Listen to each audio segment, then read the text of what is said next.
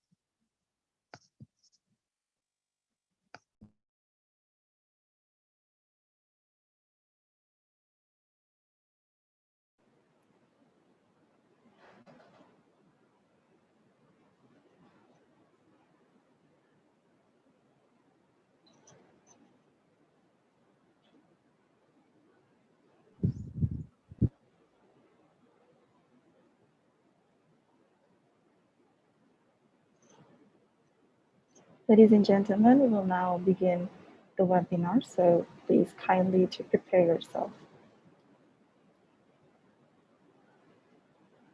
Honorable Director General of Water Resources, Ministry of Public Works and Housing Indonesia, Bapak Insinyur Jarod Widyoko, SP1, Rector of Universitas Diponegoro, Professor Dr. Yos Johan Utama SHM HUM, Vice Rector for Research and Innovation of Universitas Diponegoro, Professor Dr. Insinyur Ambarianto MSc, Country Director of Asian Development Bank for Indonesia, Mr. Winfried Winklein, Vice President for Knowledge Management of Asian Development Bank, Dr. Bambang Susantono, distinguished keynote speaker, speakers and moderator, delegates, ladies and gentlemen.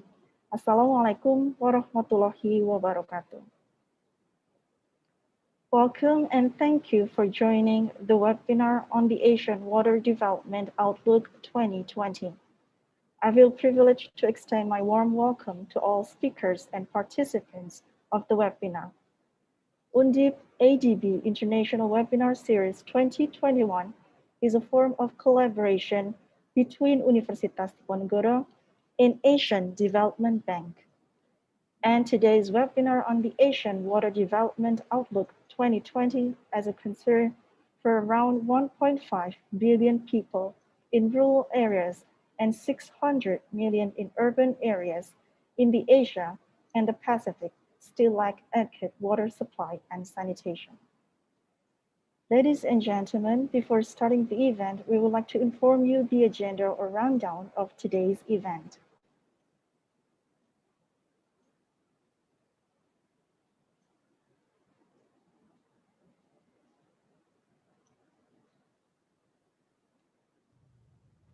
As an opening, there will be an introduction from Rector of Universitas Diponegoro, which will be delivered by Vice Rector of Research and Innovation of Universitas Diponegoro, Professor Dr. Insinyur Ambarianto MSc. Then will be followed by an introduction from Country Director of ADB for Indonesia, Mr. Winfred Klein, and keynote speech from Director General of Water Resources, Ministry of Public Works and Housing of Indonesia, Bapak Insinyur Jarod Widyoko SP1. The event will then proceed to the presentation and discussion sessions, which will be moderated by Professor Elko van Beek from Integrated Water Resources Management, University of Twente, Netherlands. Then before starting the first session of presentation and discussion, later on will join us as well, Principal Water Resources Specialist of ADB, Mrs. Coral P. Fernandez Iliekas, PhD, to deliver the keynote speech. The first session of the presentation and discussion on the topic of application of the Asian Water Development Outlook 2020 in policy context will present two remarkable speakers, Mrs. Priyatida Rangrasamy, PhD, Assistant Professor of Water Resources Engineering Department of Chulalongkorn University, Thailand, and Dr. P.S. Rao, Director of Advanced Center for Integrated Water Resources Management, Government of Karnataka, India, and will join us as well as the leader of the discussion for session 1, Dr. Muhammad Amron, member of National Water Resources Council, Indonesia. While for the second session on the topic of the Asian Water Development Outlook, Key Dimension on Urban Water Security, will present another two outstanding speakers, Professor Stephen Conway from Advanced Water Management Center of the University of Queensland, Australia, and Bapak Insinyur Iswar Aminuddin MT, City Secretary who currently also serves as Acting Mayor of Semarang City Government, and will join us as well as the leader of the discussion for session 2, Professor Suripin, Head of Doctoral Study Program, Civil Engineering Department of Universitas Diponegoro, Indonesia. We would also like to inform you that this event is recorded and broadcasted live through the official UNDIP's YouTube channel with the link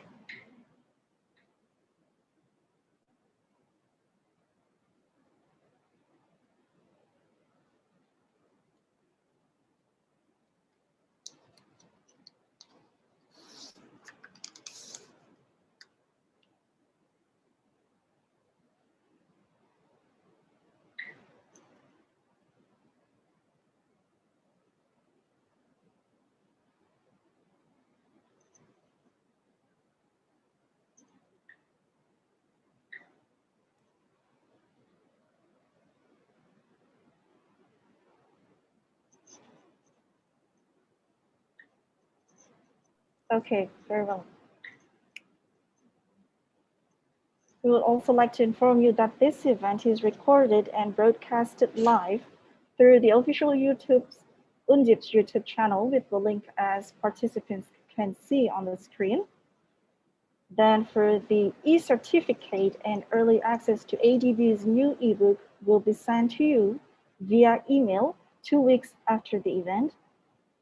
And you may also find the publication of Asian Water Development Outlook 2020 through the link, as you can also find it on your screen.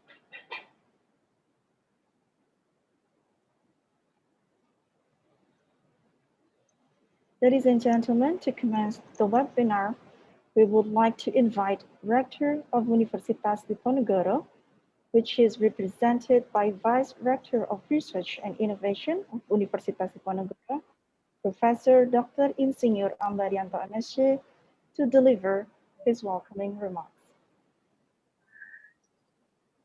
Thank you. Bismillahirrahmanirrahim. Assalamualaikum warahmatullahi wabarakatuh. Good afternoon, everyone. Waalaikumsalam. Firstly, I would like to apologize since our university president, Professor Yos Johan Utama, is not able to attend this important meeting webinar because he has another agenda with the ministry. So he asked me as Vice Rector to represent him. He sent his best regard to everyone here. Secondly, on behalf of Universitas Diponegoro, we are very grateful to welcome all of you to this prestigious forum.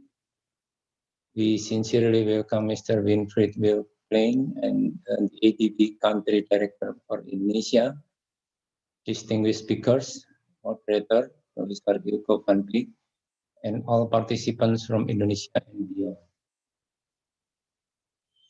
This is actually not the first collaboration between Universitas Diponegoro and ADB. Last year, we have collaborated with ADB in organizing series of academic events that brings together scientists and global practitioners to share information and knowledge on various topics of sustainable development and the SDGs implementation. A few weeks ago, University of Diponegoro were also honored to be in the venue for the launch of the 2020 Outdoor Water Development Award 2020 for the first time in Asia. Today, we gather here virtually as we intend to do a deeper exploration for some of outdoor, especially regarding outdoor application in the context of policy and urban water security. As we all know that water availability and water security are our common regional or even global challenges. As a resource that is predicted to be scarce in the future, therefore, concerted efforts to manage water resources in the best way through research and actions to preserve it for future generations are our joint task and shared responsibility. We are very fortunate that in this forum we can hear international experiences regarding water resources management. For example, from Thailand, India, maybe in Australia and Indonesia, including IDO can be an instrument in shaping this. We are also very grateful to the Director General for Water Resources and of the Republic of Indonesia and the Indonesian Water Resource Council to be part of these initiatives and collaborations. Finally, I would like to thank organize this event, especially SDG Center of Diponegoro University and also Kantor Pemeringkatan, Ranking Office of Universitas Diponegoro. We are delighted to have this partnership and looking forward to continue collaboration with the ADB. Thank you very much. Wassalamualaikum warahmatullahi wabarakatuh. Back to you. Ladies and gentlemen, we cordially invite Country Director of Asian Development Bank for Indonesia, Mr. Winfried Wilplain, to deliver his opening remarks. Thank you. Very good afternoon. I have an echo. Sorry. So maybe somebody has mute. Is it better now? Yes, that's better now. Sorry for this. Very good afternoon to you all. Special greetings, Professor Ambarianto, Ibu Lilik Retno, the Water Resources Operational Maintenance from the Ministry of Public Works, also the distinguished speakers and panelists, government officials, and colleagues, representatives from academia. It's great to be here and see you all. On behalf of the Asian Development Bank, I'd like to join Professor Ambar in very warmly welcoming you all to today's international webinar on the Asian Water Development Outlook 2020. The event today builds on the country launch last month, actually, of the report of the Outlook, which was presided over by Professor Johan Utama for the University of Diponegoro, and from the ADB by our Vice President Bambang Susantono. I also want to recognize and join Professor Ambar in the rest. So this webinar today is co-organized by us, and I'd like to thank the university, Professor Ambar, for the excellent collaboration. The Outlook report is our flagship SDGs, and in particular SDG 6, which, as you know, is about clean water and sanitation for all. So as a follow-up to the recent launch last month that we had, today we have two objectives for this webinar. Firstly, we will learn about identify and discuss opportunities to further operationalize the Asian Water Development Outlook as a policy tool for water security in the region, especially also in the context of Indonesia's water security priorities. So without wanting to preempt the discussions, I should note, as a resident of Indonesia and ADB's country director for Indonesia, I'm especially pleased to see that in key dimensions to water security. Specifically, Indonesia has shown good progress in advancing rural water supply on the one hand, and economic water for irrigation and industrial needs on the other. And Indonesia has also maintained its more efforts are needed in these areas. This is particularly topical since just these past few days and weeks, we've seen heavy flooding in some areas in Indonesia due to the heavy rains, which for Indonesia inspired by the Asian Water Development Outlook approach and methodology. Let me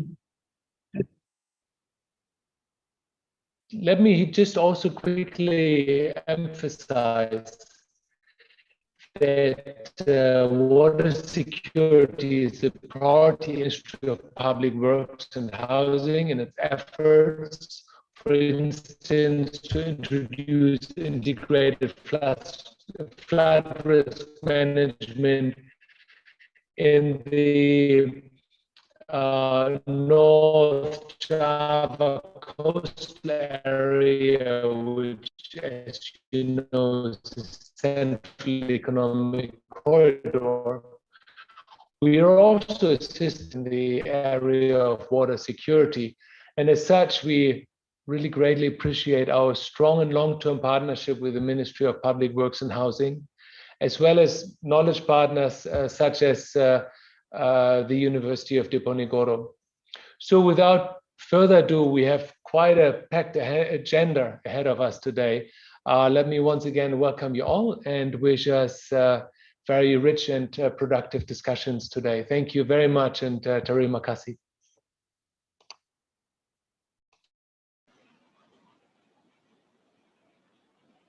Ladies and gentlemen, Now we have the honor to invite Director General of Water Resources, Ministry of Public Works and Housing of Indonesia, Bapak Insinyur Jarod Widyoko, to deliver his keynote speech. Thank you. Good afternoon, ladies and gentlemen.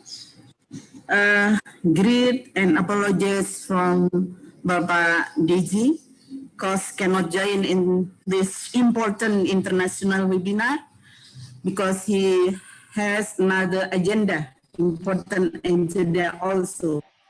So he appointed me to read his keynote speech. Let me read it. Assalamualaikum, the honorable all speakers, moderators, participants, ladies and gentlemen. First of all, let us thank to God Almighty for His continuous guidance and gifts so that today we can all participate in the webinar of the Asian Water Development Outlook 2020. At the end of December 2020, the government of Indonesia and ADB launched the Asia Water Development Outlook, AWDO 2020, which is an ADB documentation and publication to increase understanding of the importance of water security in future development scenarios for countries in Asia Pacific and policy proposal to achieve water security target in the United Nations Sustainable Development Goals. Ladies and gentlemen, the AWDO 2020 document shows that Indonesia water security increased from stage 2 engaged in 2016-2020. The enhancement can be seen in almost all dimensions. This cannot be separated from the Ministry of Public Works and Housing, which continues to make effort in order to increase water security, which is able to support national food security through infrastructure development. Based on the study of the Ministry of Public Works and Housing, Indonesia's potential for surface water is quite large, around 2.78 trillion meter cubic. Moreover, in the 2015 to 2019 period, the government of Indonesia has increased the raw water supply by increasing in capacity, which is estimated at 78.68 meter cubic per second. Ladies and gentlemen, we are still facing various challenges that are not easy. Water security also includes resilience to water-related disaster. For example, the decrease of forest area and land use change has been the cause of landslide and flood, which have occurred in several regions in Indonesia. In addition, the infrastructure is getting old and damaged. Land use changing also affect water bodies, such as silting and the growth of water hygiene. In addition, other challenges are population growth and economic development, which have implications for the increasing need for water, climate change, and public awareness of the importance of water sustainability. The total population of Indonesia in 2020 reached 270.2 million people. It is necessary to ensure water security, to support food security, as well as improve the ability to manage water resources and the environment. In addition, we anticipate and manage the risk of hydrometeorological disaster well. Ladies and gentlemen, the National Medium-Term Development Plan, RDJMN, has formulated policies that we must implement. Until 2024, the government is targeting 61 new dams to increase the capacity of technical irrigation from 9% to 20%. Increase the capacity of raw water supply to 15 meter cubic per second. Irrigation, rehabilitation of irrigation 2 million hectares, and the rehabilitation of 15 priority lakes. In addition, an increase was made to water security certainly cannot be carried out alone by the Minister of Public Works and Housing, considering that there are many sectors involved in the water resource management, private sectors. Through this webinar, it's hope that we can get an overview and input for the management of Indonesia's. The need of raw water is increased. May God always provide His grace and guidance for all of us in this webinar. Wabillahi taufiq wal hidayah.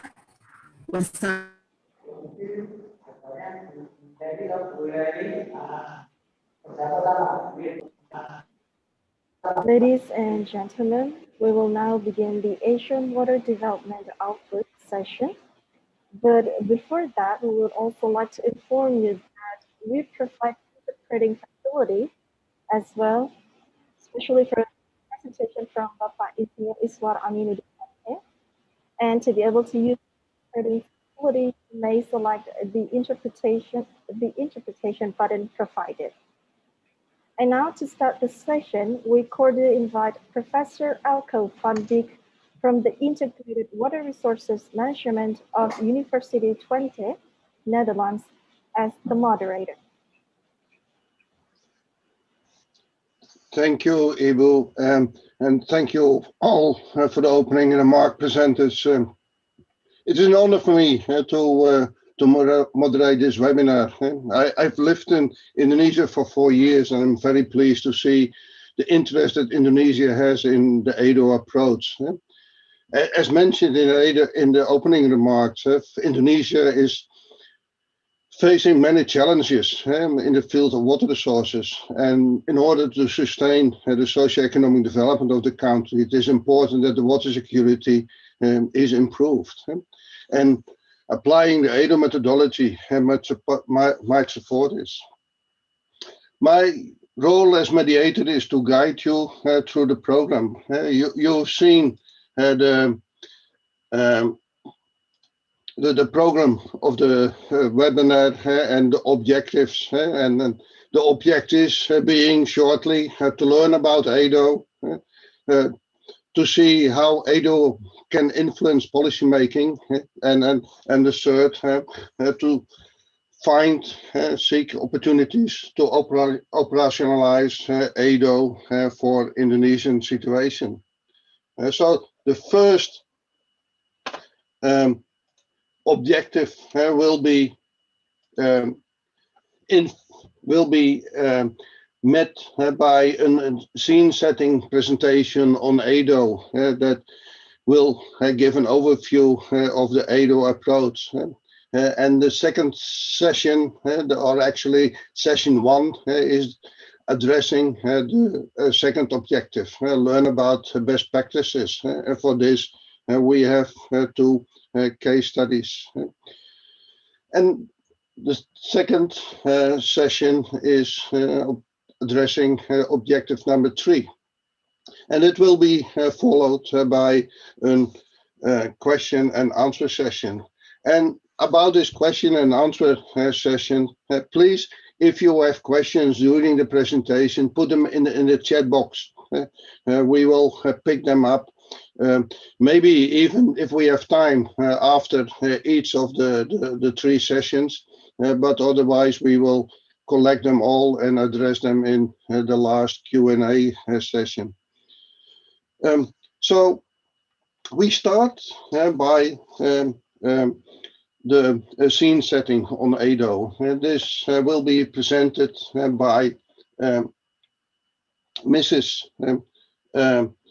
Coral Fernandez Ilecas, the Principal Water Resource Specialist of ADB. And Coral is also responsible for ADO. And so, Coral, the floor is yours. Thank you very much, and I am very delighted to be here with you all today. I would like to thank the University of Dinapogodo, as well as obviously our ADB colleagues, for having put together this very interesting webinar. And I would like to start, as Elko mentioned, by giving you a brief scene setting presentation in terms of ADO 2020 as a whole.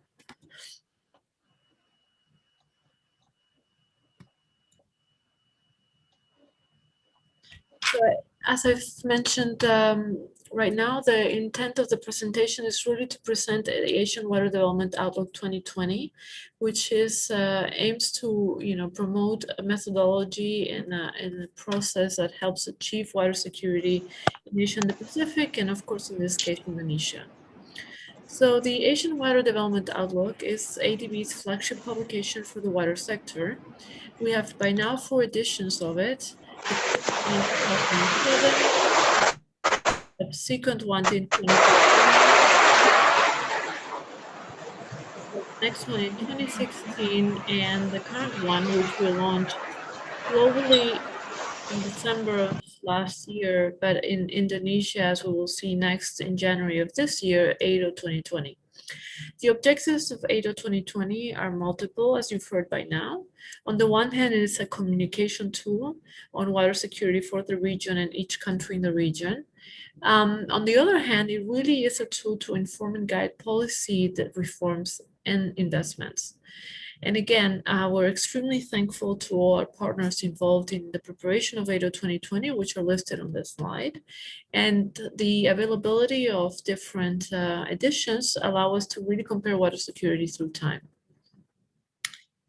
I think it's really, really great to see that indeed Indonesia has already taken the initiative to launch ADO 2020 at the country level, and this happened last January 27th of this year, at which time there was also a memorandum of understanding that was signed between Asian Development Bank and the Universitas of Diponegoro. ADO 2020 is indeed a methodology that defines water security across 5 key dimensions. So the key dimensions are listed on the slide here, and they go from rural household water security to economic water security, urban water security, environmental water security, and water-related disaster security. At the same time, ADO 2020 defines water security as the availability of an adequate quantity and quality of water to ensure safe, affordable, equitable, and inclusive water supply and sanitation, together with sustainable livelihoods and healthy ecosystems, and manageable water-related risks. ADO 2020 also includes new sections It has, on the one hand, OECD-led finance and governance dedicated water security sections. It also includes country case studies, and the ADO 2020 edition includes 4 country case studies, 2 of which will be presented to you today, in particular the case of Karnataka, India, and the case of Thailand. We really firmly believe that operationalizing water security will indeed foster resilient rural-urban economies in Asia and the Pacific. It is very important also to see that the ADO 2020 key dimensions that we have just mentioned are indeed linked to the Sustainable Development Goals. So for instance, just to name an example, the rural household urban water security, key dimension 1, is indeed clearly linked to Sustainable Development Goal 6 and targets 6.1 and 6.2. In the same way, you can see in the slides the number of Sustainable Development Goals that are related to each key dimension.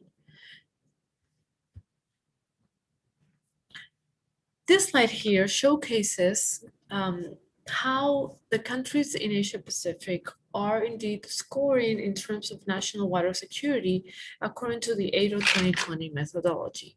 So what you can see here is indeed we have a range of national water security index stages from nascent through to model with in-between stages which are engaged, capable, and effective.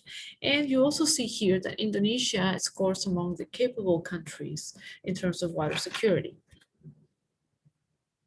When you compare sub-regionally how different countries do, and this is also something that ADO 2020 allows you to do when you apply the methodology, you see that indeed Indonesia is third in terms of its water security ranking among the Southeast Asian economies in the region.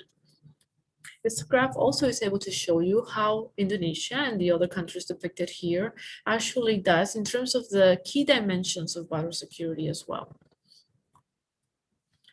Here, as I mentioned before, the application of ADO through time indeed allows you to see how the country, in this case Indonesia, has progressed through times in terms of water security. So when you look at this graph and you look at the scores, you can see indeed that in terms of rural KD1 and economic KD2 water security, Indonesia shows good progress over time.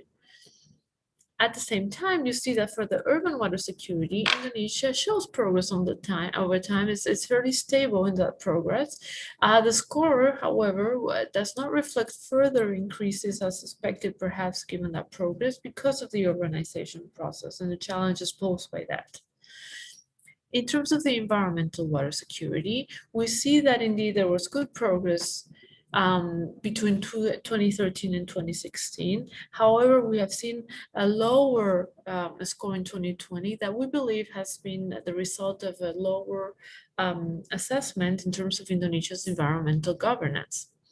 And when we talk about the very important water-related risk water security, we have seen indeed that Indonesia, again, shows progress over time between 2013 and 2016, but the progress slows down since 2016 through to 2020. ADO is able to also give us water security recommendations. So on the one hand, it assesses water security. On the other hand, it comes up with recommendations to address the issues that are part of the assessment. So here, the main ADO 2020 recommendations overall are to make water central to sustainable rural development, to indeed achieve urban water security by, for instance, investing in water sanitation and disaster risk reduction infrastructure services, to provide a healthy environment, to increase water system resilience, which is important to avoid water-related disaster and prepares for climate and other global changes, and to leverage additional resources and good governance, which really should help us better manage water resources and enable investment. Aside from the assessment that we've seen and the policy recommendations, we can also see that ADO is indeed a process, that we have a practice of ADO in terms of policy in action that we want to call it. And this means the application of ADO to the country case studies. And that can be at the national level or a subnational level, as we will see. So from 2016 to 2020, and hopefully beyond, we see that we started with some early lessons from ADO application to certain countries, in this case, Bhutan, Mongolia, and the People's Republic of China originally. Next, we have had the application of ADO at the national level for Thailand to support the National Strategic Master Plan. Next in time, you see the application to Karnataka, India at the subnational level. So the application of ADO at this subnational level. Timor-Leste is also applied the ADO methodology to determine the investment needs for the water sector. And then currently we are working on the application of ADO to the Yellow River water basin. So this is in the context of the water sector assessment for the basin. And so this is another innovative and future-looking application of ADO. So again, as we're talking about ADO, we talk about the ADO process, and we talk about the country application of the ADO concept. So we really hope to, on the one hand, through ADO, create awareness of the importance of water security, the importance of water security assessment, the importance of determining policy recommendations and actions as a result of the water security assessment, so that our developing member countries can take action based on ADO. We've seen that several countries have used the ADO methodology in the past, and we're going to see today via two very, very important presentations how the ADO methodology is indeed applied in Karnataka, India, and Thailand. And we really hope to see that Indonesia continues the acknowledgement and launch of ADO 2020 in country. And so we really, really look forward to accompany that process moving forward. And what this means would be, in this case, to apply the methodology at the country level, to adjust the methodology to the specific conditions and objectives of the country. And then in addition, we could have the possibility of having additional spatial detail by comparison between provinces, economic regions, and river basins, if that is something that Indonesia finds of interest. I will stop here. I really want to encourage everyone to go and download the ADO 2020 report and find out in much more detail about the ADO application, the ADO findings and recommendations. And I really like to thank again everyone for being here, and I look forward to the presentations that are upcoming in the seminar and the discussion at the end. Thank you again, and back to you, Alko. Yeah. Thanks, Coral. I think there was an excellent introduction to ADO 2020. If there are questions, as I mentioned before, if there are questions from the participants, put them in the chat box, and we will address them later. But we now start with this session 1, in which we will discuss how ADO can be applied for policy making. As explained also by Coral, we invited 2 case studies that were part of ADO 2020 to present their results. The first one is the Thailand case study, and that will be presented by Dr. Priyatida Ruwangrasamy of the Chulalongkorn University. The second is about an application in India, actually in the state of Karnataka, which will be presented by Dr. Rao from the Advanced Center for Integrated Water Resources Management. So those 2 case studies will be discussed by Pa Amron of the National Water Resources Council of Indonesia, the Dewan, and then Dr. Amron will present his views on how ADO can be applied in Indonesia. So, Priyatida, can I ask you to give your presentation? Thank you. Thank you very much, Professor Alko. I would like to thank Universitas Diponegoro and ADB for inviting me to share the experience from Thailand case study on the mainstreaming of water security into our National Water Master Plan. So can I share my screen or someone will share my presentation, please.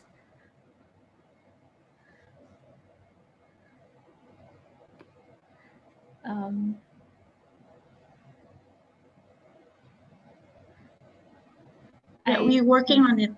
Okay. So is it possible if I share my screen, or is better that you share my screen, my presentation? Yeah, you can share your screen as well if it is okay for you. Yeah, if not, we can help. Yeah, you can you allow me to share my screen?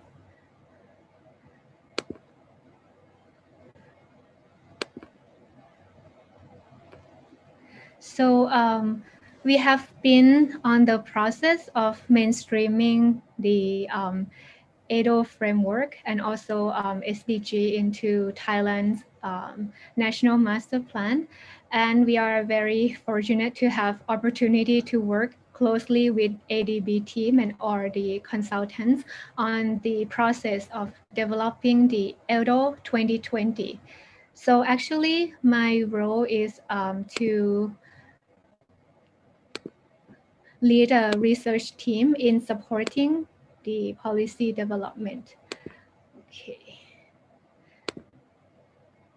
So my talk today is on the mainstreaming water security strategy into national water strategy for Thailand case study. So currently I'm an assistant professor at Department of Water Resources Engineering, Chulalongkorn University, Bangkok, Thailand. And this work has been a lot of effort on the Thailand side to actually put forward and try to achieve the SDG goal. So for the framework, the targets and tools that we use, we adopt, Thailand adopt the SDG goals, and we also apply the ADO framework and also the integrated water resource management tools for the enabling environment, management instruments, and the institutional arrangement. And not only the water resource management, but integrated water and land resources management. So for Thailand, recently we have developed the 20-year national strategy from 2018 to 2037. So this is a long-term plan which aims to improve the security, the prosperity, and the sustainability of our country. So we have 6 dimensions: the national security, competitiveness, people-aware, social equity, green development, and government management. So this is the first level of the master plan. And then on the second level, we have the master plan on 23 issues that are very important.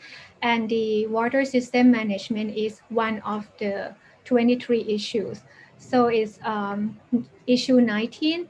And inside this, we have the goal to improve Thailand national water security and to enhance water productivity, and also to restore and conserve our national natural water resources. And the master plan at the second level is responsible by the Office of the National Economic and Social Development Council, NESDC. And then at the implementation level, we have a master plan on water resources management. We call it the third level. This is to support the master plan. And for the master plan on water resource management, this is responsible by the recently founded Office of the National Water Resources, ONWR. And they have 6 issues on water for domestic, water for production, flood management, water quality, upstream conservation, and water management. So you see the linkage between the national strategy, master plan, and the master plan on water resources management. And in the implementation phase, we also have the monitoring and evaluation on the water resources management for the 20 years plan. And we have a project between Chulalongkorn University and the Office of National Water Resources focusing on the monitoring and evaluation so that we can keep track of the progress that we have made. And the overview of the process is that we want to go from the output of individual projects into intermediate outcome, long-term outcome, and eventually on the impact of the national strategy. So the SDG is weaving into our long-term outcome and impact, and also the ADO framework is weaving into the water master plan. So this is very challenging process for us because normally the organizations, the institutions, they are working on the output or the KPI or intermediate outcome, but to actually motivate them for the long-term outcome and impact, and also integrating the indicators in terms of development is very, very challenging. So we have analyzed the relevance, effectiveness, efficiency, and then we aim for making impact for the Thailand water resources management. So I would like to share with you the linkage that we make from input or the project that received the budget. So for example, for water for domestic, we want to expand the accessibility of domestic water of water supply. And so normally it's the number of household or the how many people, but then it's not only about the accessibility, it's also about the quality. So in ADO 2020 framework and also in SDG 6, the indicators point out to the quality and also the affordability. So this is something that we need to work together to put that into the implementation. And we also have the water management that linked to the household water security. And we want to improve our water security level from 3 to 4, like in terms of the level in ADO framework. And also for the environmental water security. So right now we are only level 2 out of 5. So we have the output on the wastewater reduction, increase on the wastewater treatment, and also the efficiency, and also try to preserve ecological balance, upstream forest conservation, and water management that link to KD4. So this is linked to the improvement of national water security. And also for KD5, resilience to water-related disaster, we want to improve from level 2 to 4 and reduce the damage by 50% in the next 20 years. So we have the flood management, and we also want to improve on the water governance. And in terms of the water productivity, it focuses on the water for production, for economic water security and urban water security. So these two KDs will help in the increasing of water productivity. And then for the restoration and conservation of the natural water resources, it's linked with the KD4 and it supported the sustainable green development. So actually my role in this process is I'm leading the research project to do the analysis on water security, water productivity, and water-related disaster for water resources master plan. And we developed the baseline database and analyzed the status of water security for Thailand. And we also have a very close collaboration with ADB teams. So we have the water security workshop in Bangkok back in 2019. And this is the red line is our analysis based on the local data, which might not be accessible on the global database. And this is what I would like to share with you on the spatial analysis of each KD. So for the ADO framework, the assessment carried out on the national level, but as a country or as a research, we can do the analysis on the provincial level or river basin level. So we can see more information, more insight into how the spatial difference is in each key dimension. And for the water governance, so we have the Office of the National Water Resources. So we hope that the policy coherence and the roles and responsibility will be improved. Also, the data information and regulatory framework. And we are working on the monitoring and evaluation and stakeholder engagement. So this is the framework developed by OECD. So we apply this framework for our water governance also. And in terms of policy recommendations, so for the agricultural sector, we aim to reduce water use by 30% from water saving and improve reservoir operation. And for industrial sector, we aim to reduce water loss and saving by 20%, and for the service sector also by 10%. And for water-related disaster, we would like to reduce the damage by 50% in the next 20 years. And in terms of the municipal wastewater treatment, we want to increase the wastewater treatment from 26% to 80% in the next 20 years also. So you can see that we have a pretty challenging goal and ambitious goal that we would like to work towards too. So this is what we would like to share with you today. Thank you very much. Thank you, Piatida. Thailand is such an excellent overview of how ADO can be applied indeed to policy development. But not only the policy development, also the fact that the monitoring is taking place to see in how far indeed progress is being made is excellent. Maybe also I'd like to mention the role of the university. Yes. Maybe UNDIP can have a similar role in Indonesia. University supporting the government in developing this kind of approach.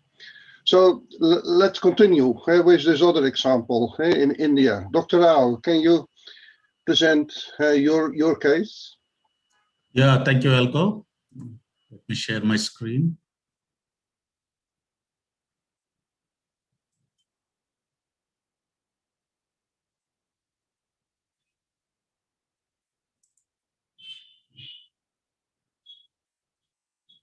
Is the screen visible?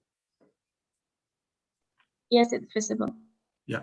Yeah, good afternoon, everybody. Thank you very much for the opportunity for University of Diponegoro and also the ADB Indonesia office to allowing us to share the application of ADO principles for the subnational provincial level for one of the states in Karnataka. So on the right side, you can see the India map and the Karnataka state map. That's Karnataka is in the southern part of India, and it's covered with largely with two river basins called Kaveri and Krishna river basins. And there are some smaller river basins and west flowing rivers. So we have taken the principles of the ADO 2016 methodology and applied for the Karnataka state, collecting the data from various departments and computing the key dimensions. Coral has already shared with you the key dimensions, so we just followed the same things. So we have used all the measures to compute the water security index for Karnataka state. So we have been considering on the economic security, the industry part, the energy use, water use for energy, for agriculture sectors, and also the other economical activities. And on the water supply side, we are looked at the rural water supply and the urban water supply coverages, and the environmental water security, we had to use some of the new data sets which are not available with the regular department for computing the KD4 index. Similarly, for KD5, we have a good system to look at the drought indicators, but however, for the flood, we need to have some estimation using even the satellite imageries. So I will share with you the key dimensions computed for Karnataka state. And in India also, we have something called Composite Water Management Index, driven by the National Niti Aayog, the national planning body and think tank for Government of India, computing several indicators on water sector for covering assessing the progress made by the different states. So about 3 editions of this Composite Water Management Index was done, and now we are doing the 4th indicator. And as ACIWRM, we are the nodal agency for collecting all the data into these 28 sub-indicators, grouped as 9 major indicators in the Composite Water Management Index. So we also try to map the Composite Water Management indicators and the key dimensions of AWDO. We'll be sharing with you those things. So I quickly will share you some of the scores. So in KD1, where the household water security, out of the 5 out of 20 normalized thing, Karnataka has scored 6.7. And for with the 2016 methodology at the national level, it was score was 3. Similarly, for the economic water security, we have several sub-indicators calculated using the rainfall data, the drought durations, and the renewable water resources and the storages. So at the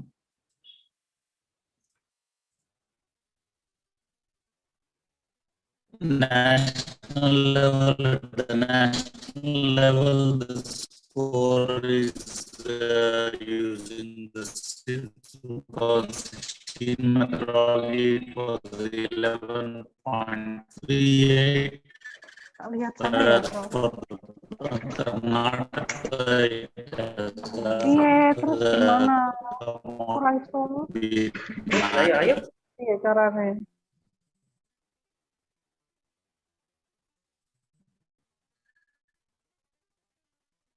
So for Karnataka, the score computed for KD3 is 10.1, whereas for the national level it was 4.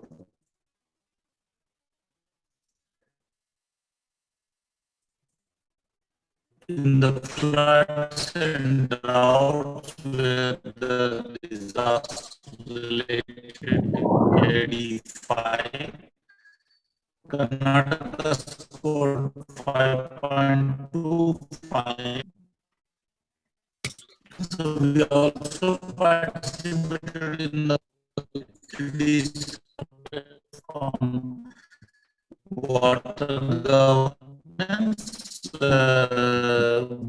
filling up the questionnaires.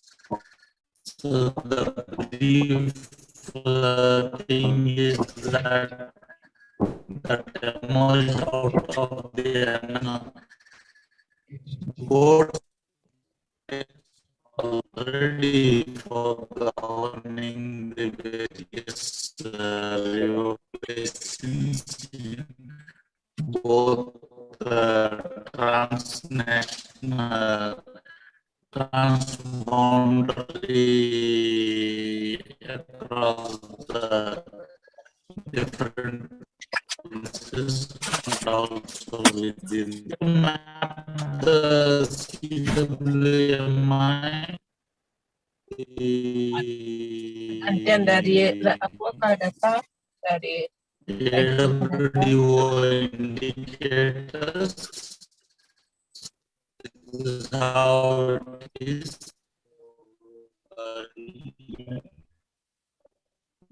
With 9 sub-indicators, the scores for the first time for the province and it was quite handy to look at in detail which department and which subsector of the water sector is really needing attention. So that in the coming years to compute the indicators and the key dimensions whenever it is to be carried out annually or biannually. We also looking for equal discussions on a common platform to share the indicators and sub-indicators with each of the departments, and then arrive at a common understanding. So we are trying to map out different key dimensions and indicators as well as sub-indicators which each of these SDGs and in sub-indicators of SDGs, the front runner in the range of 65 to 99, and some are in the range of 50 to 64, categorized as performer, where SDG 6 related to water falls in that ratio. We are trying to map out each of the sub-indicators with the sub-indicator system wherein all the data from various departments is being populated so that the can be shared across all the departments. Any department can access to this information system and take different sectors, water use and everything. So this has been a major initiative in this country, and it has been a. Thank you, Elko. Okay, thank you, Dr. Rao. I guess we had some connection problems. We could not hear you very clearly always, but your presentation was very clear. So the message came over, I think, very well. And the message being that indeed, ADO can apply national lessons. That I would like to highlight is that what you have done in Karnataka, not only applying ADO, but also make the link with a more specific approach that India is following to measure water security. And in that, stimulating the discussion and to make the link with Indonesia. But may I first, because of the connection, ask everybody again to mute the microphone, echo, etc. And if possible, also the organizer of this can mute everybody. Maybe it can be done by Nagoro, let's mute everybody. But in the meantime, Pa Amron, can you take the floor and give your view? Okay. Well, thank you, Pa Elko. Good afternoon, ladies and gentlemen, and good morning for Pa Elko. Thanks to the organizer to invite me to have discussed with you all. And then I would like to share my screen if possible.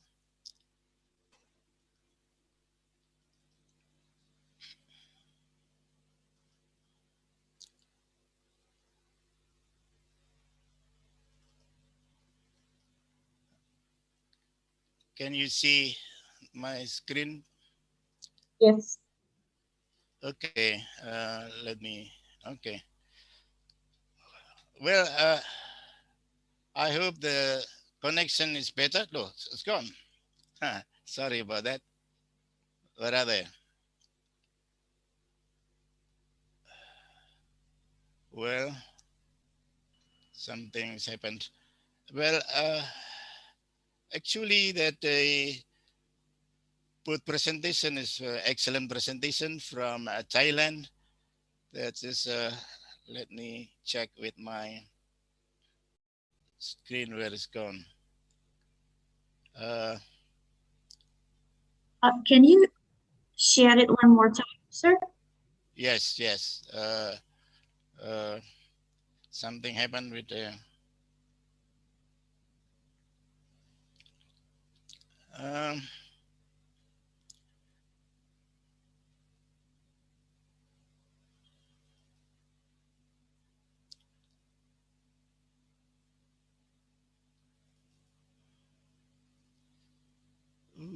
is it clear or is it? Can you see it? Not yet. Sorry. Not yet. Okay. Maybe I'll go back to.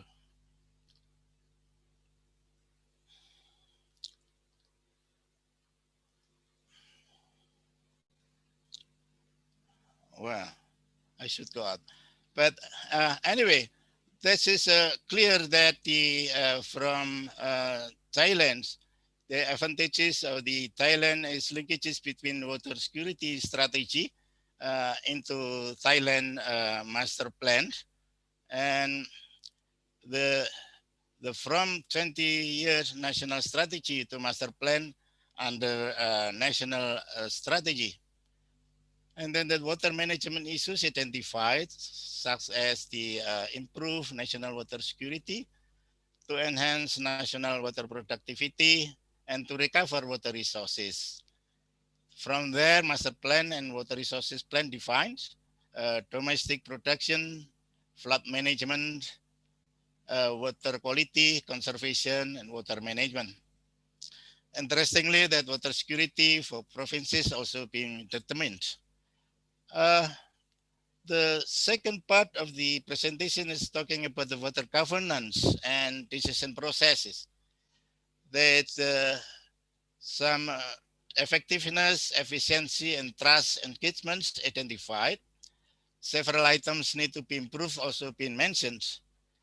Weaknesses, among others, policy coherence and clear rules and responsibility. I think it's no wonder that long processes from community. Well, I'm trying to show the link, but it's not. I should go out first.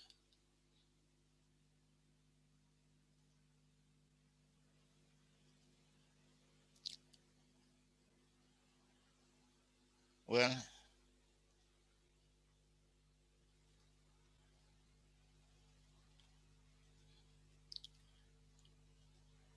hello, can you hear me? Hello? Okay. Yes, we can. Yes, sir, we can hear you clearly. I'm sorry, this is it's gone in my my screen, so that's okay.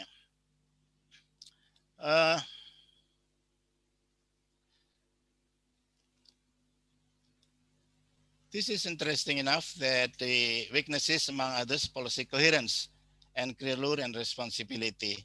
Then priority of action identified, mainly for the use efficiency. So that's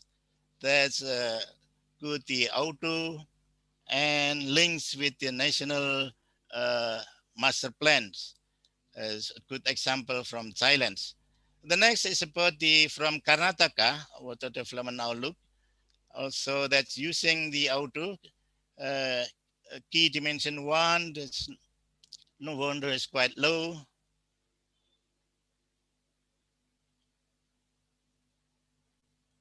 And then also another one is become bigger, the Kt key dimension 2, the economics, and also river health.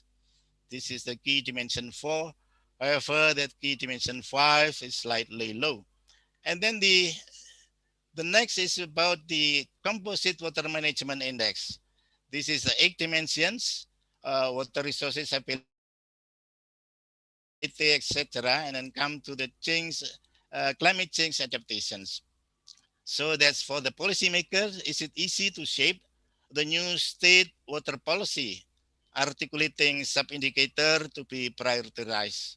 So although it's good tools though to implement aspect of IWRM. And then if you allow me, I don't know why my screen is just go blank, but actually the Indonesian water security is trying to put in a strategy for improving the water resources management. So this is 5 key dimensions. This is water resources conservation, water resources utilization, management of water-related disaster, participation and empowerment of society, and water resources information system. So this is actually, if we put side by side with 5 key dimensions of auto, so that's 3 key dimensions like rural household water supply, rural household water security, economic water security, and urban water security will come into water resources utilization in Indonesian National Water Security Index. And then the environmental water security come to the water conservation, and water-related disaster security equal to management of water-related disaster. And another 2 is participation and empowerment of the society. And the last one is water resources information system. So actually the 5 key dimensions similar with 3 key pillars of water resources management in Indonesia. And then from there, we can see the water governance, either the water resources, water services, and risk reductions. So from there, we come to the policy actions that first, like provide the coordination and implementation challenges toward more integrated water resource management. And then the policy action 2, develop integrated and coordinated water institutions. And policy action 3, improve public spending in water sector by increasing the amount of spending adequacy. And then to improve water service delivery in Indonesia, the objective is to continue improving water supply services in both urban and rural areas that already mentioned by Coral. And then the policy action 2, continue improving wastewater and sanitation services while maximizing the economic efficiency and also management need with increased budget water threats in Indonesia. Policy action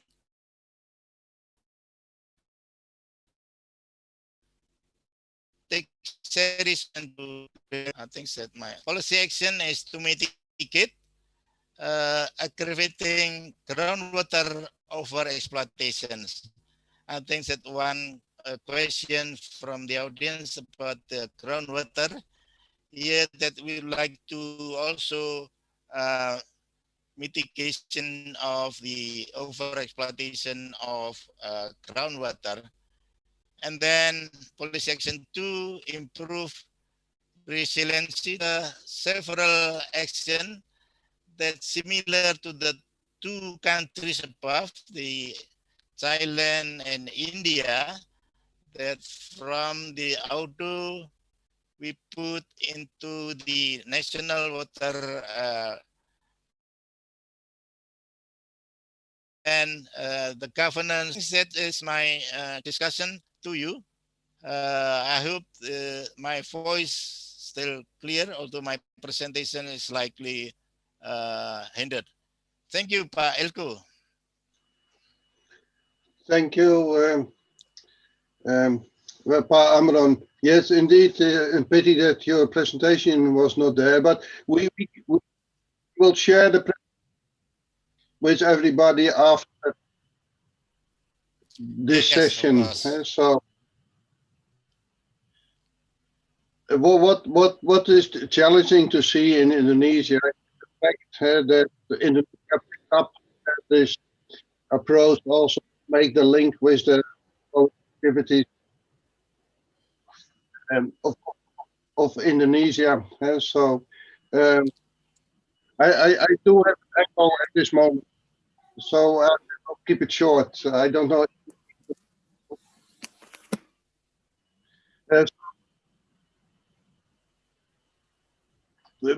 I propose that the second part, which we will discuss how ADO can be operationalized for Indonesian conditions. We have selected key dimensions on what urban water security for this. The link urban water challenging in Marang. So we have two factors.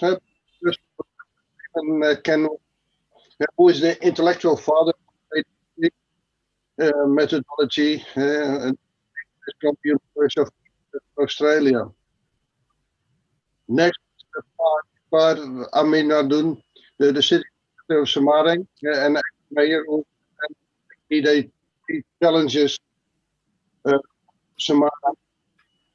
And that presentation will be in Indonesia, but there is a language button at an interpretation at the bottom of your screen.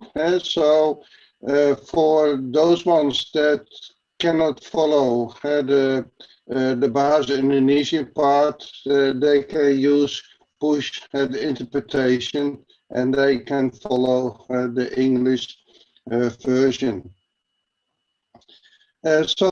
Of UNDIP, and making the link between the KD3 methodology and the challenges that Semarang is facing. So starting with Stephen, the floor is yours. Can you start your...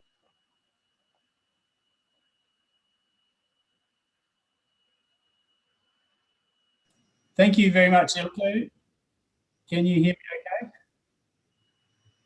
Yes. Yes.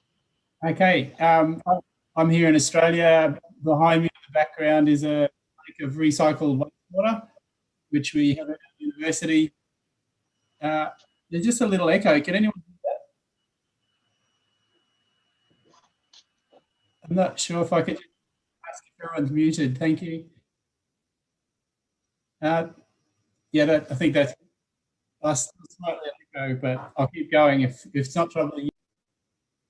So the recycled water in the lake behind me is used for irrigating at the university and provides urban cooling. Can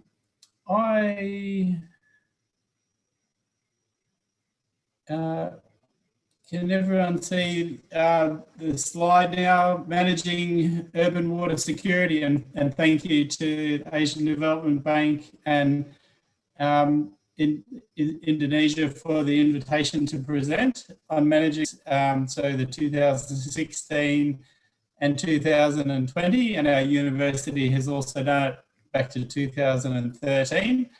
I'll move on. Urban water security defined in ADO means sustainably meeting the community's water needs in multiple dimensions now and into the future. And a strength in the methodology this year was starting to track the quality of water in much stronger sense than just looking at the infrastructure, whether there's piping supplied to households and sewerage, and I'll run through that shortly. We also connected into the methodology much more strongly the Sustainable Development Goals for water and sanitation, which has led to the functional countries of providing safely managed and affordable water and sanitation services for their urban communities to achieve desired outcomes. So it's partly asked, well, what are those desired outcomes? And every country might be looking for different desired outcomes. We've drawn the desired outcomes largely on the Sustainable Development Goals. And based on that, the 5 points for sanitation and 5 points for affordability, and then drainage and environment, we felt the data sets for that were less restricted or less constrained to the urban space, just in the very methodology. So we assigned them 1 point. So those top three are really the principal indicators. I think you've all seen the next slide, adjacent level, which, as someone pointed out, used to be viewed as hazardous. There are multiple countries in the engaged level, and also another 790 million with Indonesia sitting in the capable level. So that's fantastic for Indonesia. But it doesn't mean it can't be improved. Security and the policy recommendations about investing in water supply, sanitation and wastewater treatment. Probably the biggest reason that both Indonesia and Malaysia scored lower than the Philippines in urban water security relates to this gap in the Joint Monitoring Program data for 2019. So according to the methods with other scores for this sub-indicator of ADO, by looking at multiplying by 4 the percentage of water that is reported to the Joint Monitoring Program as safely managed. So if you've got 92% of your water supply reported as safely managed, you get a 3.7 score. And that is at the limited category. We don't assign any weighting or any score for unimproved or surface water supply. So even though both Indonesia and Malaysia have 95 and 99% of their water at basic needs, there's it would improve your score with this methodology significantly to be able to report it as safely managed to the joint wastewater recycling. May address water and wastewater challenges simultaneously and leapfrog providing climate resilient water. So if you're looking at water supply investment and not wastewater investment, there may be an opportunity to look at those two together, which has happened in many countries, including Australia, with infrastructure built for that. I'll move on to we did this year some case studies of managing future risks, and we believe future risk will become stronger and stronger within ADO versions into the future. We rated risk of about 9 different countries, future risk, looking at urban growth. So faster growing cities have higher risk because they've got to keep catching up with the infrastructure. Energy for providing water is an issue, as is climate change. And we put some of those into the midterm and some into long-term risks. There's also opportunities to improve management of data and information, and potentially, like I don't know the exact situation why Indonesia is not able to report to JMP on issue. So management of data and dealing with this sort of cascade of digital data is often a challenge that can lead to a lot of benefit. I think there's also a need, not just in Indonesia, but across all of, or many of ADB member countries, for more precise urban definition, and the role of whether informal settlements are formally part of, included in the urban performance or not. Sorry, was that a question?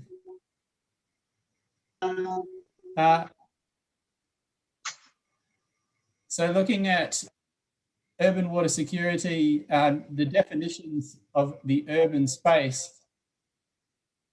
each, sorry, it's just reverberating, I'm not sure why. Each country has a definition that they, so the definition of urban for Indonesia that is with the UN Demographic Yearbook indicates that urban is an area which satisfies certain criteria in terms of population density, percentage of households, agricultural households, access to urban facilities, existence of additional facilities, and percentage of built up area not for housing. So settlements. Malaysia's definition possibly includes informal settlements. Philippines appears to exclude it. So just sort of point that out as an opportunity for tightening up the data, that definition of urban.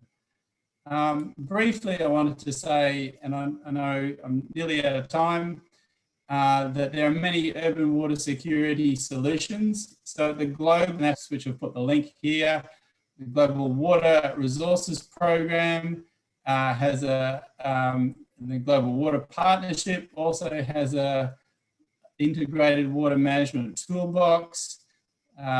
Here in Australia, the CRC Water Sensitive Cities, if you're interested in harvesting stormwater and recycling wastewater, for example, has multiple case studies, searchable resources, research access portal, and Institute for Transformative Cities. So I just wanted to make people aware that there's a rapidly growing online digital set of resources relevant to security.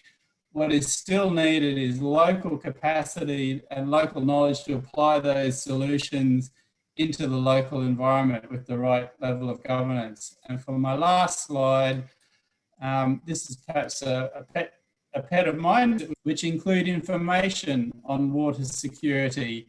So here we downloaded, I think, nearly 5,000 public reports through the Global Reporting Initiative. We searched all of those from that are published by water utilities and quantified all the times the terms related to water security, water health, ecosystem health, affordability, livability, security trends of these, but you can see multiple countries are reporting, including Australia, the Philippines, Korea, Malaysia, Hong Kong. So in these public reports, they tend to be reports by water utilities, how they're dealing with security challenges. And public reporting of water security performance, e.g. by water utilities, helps multiple stakeholders to engage in that dialogue with their communities, and that helps them define and agree security outcomes that are desired in those regions. Thank you very much, Ilko. Thank you, Stephen. That's very clear. What is encouraging to see the developments that are taking place from the beginning, and it is also maybe an example for UNDIP, how in university knowledge can contribute to the national policy making. So this is how KD3 was developed under in ADO, and in particular is facing. This presentation will be given by Pa Iswar Aminuddin. As mentioned, this is done in Bahasa Indonesia, but for the non-Bahasa Indonesia speakers, you can go to the bottom, the interpretation. If you push that button, you will see. So please, Pa Iswar, and the floor is yours.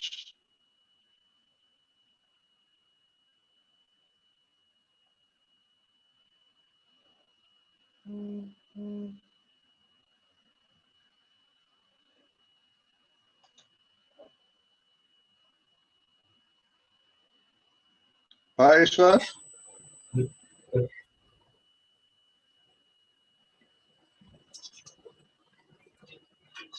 Saya ucapkan selamat sore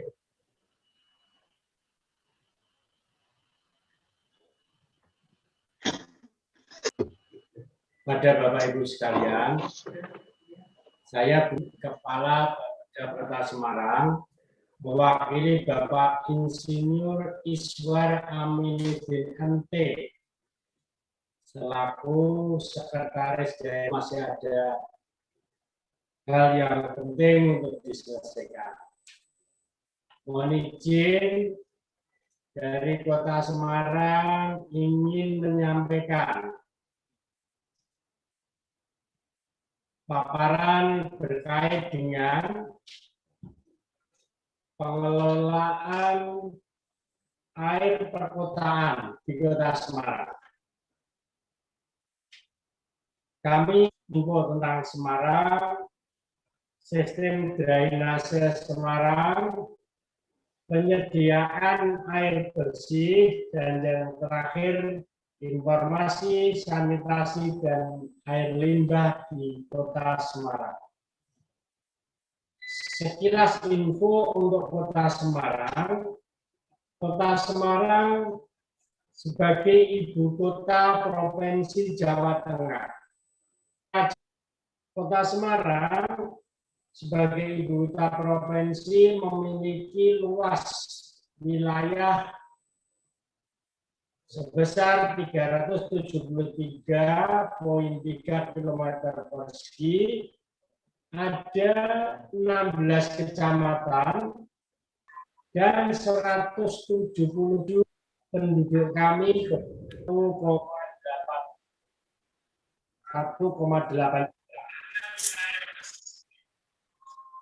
Ada wilayah perbukitan, pusat perkotaan, dan juga ada persawahan. Oleh karenanya, Semarang ini, namun demikian memberikan dampak.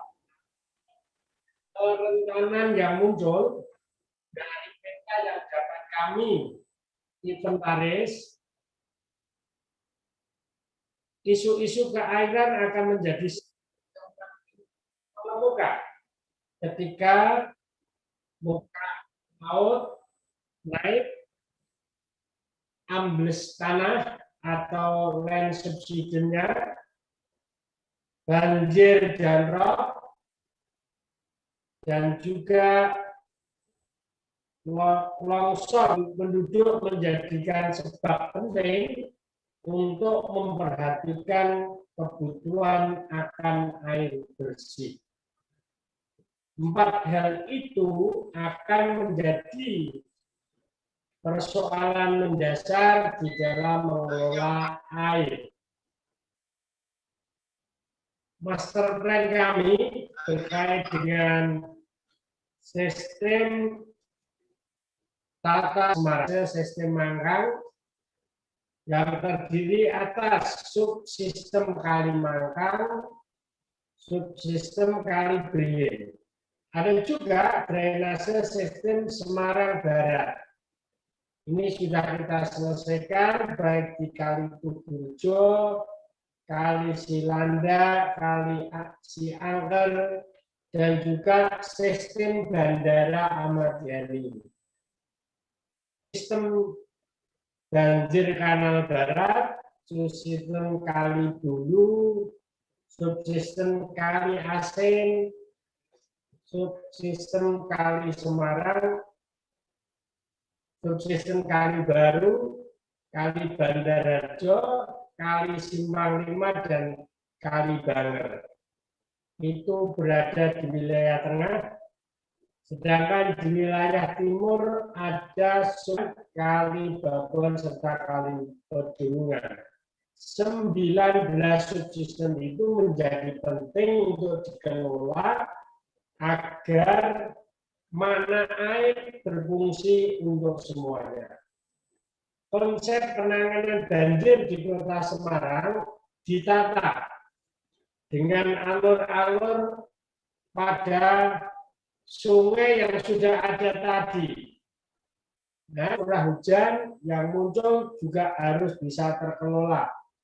Kami tata mulai bendungan Jati Barang, ini dipakai untuk menampung air, begitu juga bendungan Garang, ada di Sungai Kali Garang, bendungan Kripik, dan bendungan Mundingan. Semua ini adalah untuk menampung curah hujan dari atas agar tidak langsung keluar masuk ke sungai yang pada akhirnya ada di laut. Water as reference menjadi penting, memanajemen air menjadi penting karena ada sisi-sisi air akan mengalir seperti yang ada di dalam slide kami tadi. Bapak Ibu, konsep penanganan banjir Kota Semarang ditata melalui pengelolaan jumlah ada 50 rumah pompa, ada 50 rumah pompa, dan masing-masing pompa juga ada di dalam rumah. Totalnya pompa kami punya 138, dan suplai air yang bisa kita selesaikan bila terjadi penanganan banjir pun ini juga kami kelola melalui pendekatan yang ada untuk perlindungan pesisir. Nah, dari sini kita tahu bahwa upaya yang ada sebagai sumber menangkap air, maka yang ada di hulu kita tanami, kita buat embung, kita buat pori-pori dalam jalur air agar tidak semua air mengalir ke laut secara langsung. Upaya perlindungan menjadi fokus pembangunan sistem water daratan rendah yang membutuhkan upaya pemompaan air. Perawatan secara terus-menerus dan itu bagian yang relatif mahal. Pengelolaannya membutuhkan perhatian yang luar biasa. Selanjutnya, penanganan banjir melalui konstruksi fisik di sektor ini telah dilakukan secara maksimal, namun jangan kita lupakan sektor hulu menjadi penting. Maka di hulu kita kelola untuk memikirkan adaptasi jangka panjang dan mitigasi dari suasana daerah, termasuk di dalamnya suasana cuaca yang setiap saat berubah. Saya sekarang menyampaikan paparan ini sedang terjadi hujan deras di Kota Semarang. Mudah-mudahan semua sistem pompa kami bisa kita tata. Kata kunci pembuatan tanggul, kolam retensi, dan pompa, semua ini menjadi perlindungan jangka pendek. Dan kunci yang lebih penting lagi, kita akan menata alam agar pesisir Jawa Tengah terhadap ekosistem sosial, ekosistem industri, ekosistem alam, ini juga terkelola dengan baik. Air memang bukan segala-galanya, tetapi kehidupan membutuhkan air. Bapak Ibu hadirin sekalian, ini pola topografi perairan yang ada di kami program pengelolaan air perkotaan terpadu kita tata mulai dari hulu sampai hilir. Sekali lagi, sebelum air itu masuk ke laut, pasti kita akan kelola. Dengan menata ke depan itu akan kita bangun revitalisasi Kali Semarang, sudah dikerjakan sebagian tapi belum rampung. Konservasi area yang ada di wilayah kampung di wilayah Buru juga, kemudian Semarang Demak ditata termasuk di dalamnya. Posisi dari Kampung Bahari ditambah Klorok yang memang juga sedang kita tata lebih baik lagi. Rencana tata ruang kami sudah kami kelola dengan menampilkan beberapa hal. Ya, tata kelola kami ada kebijakan yang mesti kita harus kawal betul berkait dengan kawasan lindung. Lindung terbuka ada 10%, lindung yang setempat juga kita pasang, dua-duanya harus kita komunikasikan dengan baik, dan 30% menjadi ruang terbuka hijau, baik untuk publik maupun privat. Pengembangan perumahan, ini pengelolaannya juga kita harus tata, wajib menyediakan sumur resapan dan embung, yang tidak kalah pentingnya, koefisien dasar bangunan itu maksimal 40%, luas minimal kafling sekarang di Semarang 120 meter persegi. Kalau kurang dari itu tidak boleh membangun perumahan. Baik, sebagai tambahan, air bukan segala-galanya, tapi setiap kehidupan membutuhkan air. Oleh karenanya, pelayanan air dari pemerintah untuk keperluan masyarakat, kami sudah bisa layani pada pelayanan air minum yang sampai dengan hari ini baru mencapai 52,71%. Insya Allah nanti kalau SPAM Semarang Barat ini rampung, ini akan bisa menaikkan kurang lebih 10-12% lagi, karena sambungan yang akan kita pasang mencapai 60-70 ribu sambungan rumah. Tetapi tidak kalah penting, ada juga yang berkait dengan program penyediaan air minum dan sanitasi berbasis masyarakat. Pansimas kami ada 14% dan yang non Pansimas ada 11,6% dengan berbagai sumber, baik penguburan sumur dalam, masih ada untuk sumur yang disediakan pengembang dan penguburan sumur dan air permukaan yang setiap tahun pada wilayah-wilayah tertentu yang belum kecukupan air kita berikan. Lanjut. Cakupan PDAM tadi sudah saya sampaikan 72,71. Andai nanti diperkuat dengan pelayanan di Jatisari, pengolah air di Jatisari, pengolah air di Puncak Payung, dan peningkatan Kudu, maka jumlah yang bisa terlayani pasti akan semakin meningkat. Satu hal lagi yang penting berkait dengan sanitasi dan penanganannya. Penanganan sanitasi dikelola dari 100% sanitasi, akses sanitasi capaian Kota Semarang itu baru pada posisi 91,11. Jadi kurang lebih 91% itu yang layak, yang sudah memenuhi syarat, tapi masih ada akses yang belum aman, ya kurang lebihnya 9% lah. Di posisi itu capaian akses yang komunal ada 6,76%, akses layak individual 81,72%, dan yang masih perlu mendapatkan perhatian, yang sudah sangat aman itu ada pada 2,6%. Kata kunci yang kedua di dalam pengelolaan sanitasi ini, kita kelola air limbah melalui sistem-sistem yang dibangun secara baik. Satu yang terpusat, yang melalui sentral, insya Allah nanti akan dibangun dengan pola sentral, walau sekarang sudah ada untuk komunal, tapi belum banyak, baru ada 184 buah. Ini sumber-sumber dari para pendukung Sanimas, dari dana DAK, dana APBD. Tapi ada IPAL yang masih terpusat, yang nanti akan bisa menata air limbah kurang lebih 10 kecamatan dalam satu koneksi. Mudah-mudahan nanti bisa kita selesaikan secara berlanjut. Dan rencana pembangunan spalde berskala kawasan ini pada saat ini prosesnya pada penyusunan FS. Kemudian kalau ini nanti berlanjut pasti akan bisa mengurangi pengelolaan air limbahnya. Bapak Ibu, teman-teman sekalian, selanjutnya sistem pengelolaan air limbah domestik terpusat atau SPAL-DP di 10 kecamatan itu seperti yang kami tertera ini. 10 kecamatan insya Allah akan terlayani secara baik dengan tahapan-tahapan fase pembangunan. Mudah-mudahan 2003-2006 kita bisa bangun sampai dengan 2041. Memang ini jangka panjang, tapi kalau ini jadi pasti perkotaannya akan semakin baik. Karena apa? Sanitasi dan limbah ini kalau tidak terkelola baik akan menyebabkan banyak hal.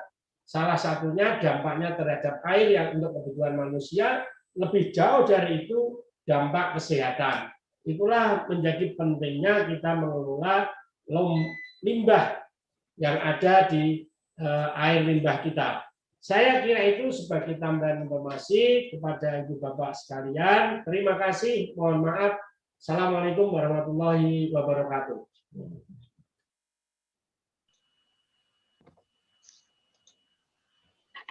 Thank you very much. It is indeed from your presentation that Semarang faces quite some challenges. The challenge with respect to the flooding, it is well known of Semarang, but also the water supply and sanitation. So now it is interesting to see in how far indeed ADO could contribute to addressing the challenges. So can I invite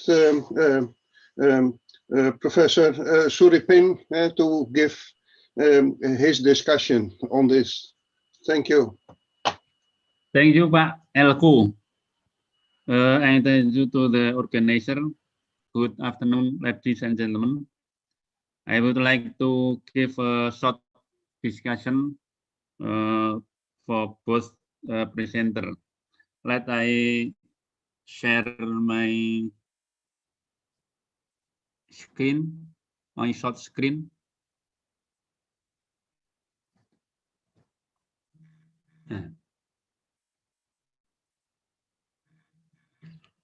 First, I will give a short discussion related with the presentation of Prof. Stephen. Directly, I would like to comment on the result of Atp Scoring Kt for Indonesia. We can see that there's totally the Indonesia fall into the index 3. It means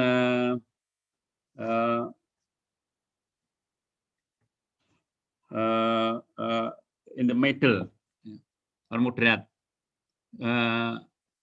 But some indicator make me surprised because the two indicators get the maximum score. That is drainage got score 1 from the scale 0 to 1, and affordability got score 5 from scale 1 to 5. If we compare with the Japanese, in the drainage system only got 0.75, and on affordability got score 4. That make me surprised about this result. I think that could be caused by the different criteria in evaluate the drainage system. Mostly in Indonesia, we use criteria on the area of inundation, then depth of the inundation, and also a frequency of the flood. Well, in this criteria, they use economic criteria, and also the environment almost got the maximum 0.75. That is, I think, not in line with the reality in the field. So I agree with Prof. Stephen that we need the adjustment, or maybe our data that not fit with the need in this case, because data in Indonesia is a big problem. Both the quantity and also validity. This is short discussion to comment the Prof. Stephen. Then I continue to the second presenter, Pak Benjamin from Semarang City. In the field of drainage system, I agree with the concept applied in Semarang City, because the main problem in Semarang City is land subsidence in the coast, in the north coast, and increasing discharge from the upper area. So the concept should be how to protect seawater flowing into the land, and how to minimize discharge from the upper land. And Professor the Suripin, lower land should be implemented or applied the polder system. Professor Suripin, can you move to the second slide? Yes. Yes, thank you. Yeah. So the problem in Semarang City so far in the drainage system is public participation, public awareness. So the solution, the best solution, I think, is how to involve the public in manage the drainage system, because the concept that implemented already correct, yeah, by stopping water from the sea and decreasing flood from the upper area. But in realization, the discharge from the upper area increase from time to time, because public participation is low. Due to the land cover change, the discharge increase continuously, so that the system cannot accommodate the increasing discharge. And related with the sanitation, what presented by Pak Benjamin, I think little bit different what in my mind, because until now the system of the drainage and the system of the sewage still in one system. So this is should be in the next. The two systems should be different, so that drainage system only accommodate rainwater, while sewage should be in different system and should be completed with the water treatment plant. The last water supply, the problem with the water supply for Semarang is that water resource in Semarang is limited. At the present condition, raw water used by the water supply provider partly already come from the outset of Semarang. So for the next time, the government of Semarang should make a cooperation with the outsider of the Semarang to keep the continuity of the raw water from the outside of Semarang. The second problem is that the raw water quality tend to decrease. It's related with the public awareness. Until now, public still see that the river or the channel is a place to throw the garbage and switch. So it make the cost of the water service become higher and higher. I think this that I can discuss. Thank you very much, Pak Stephen.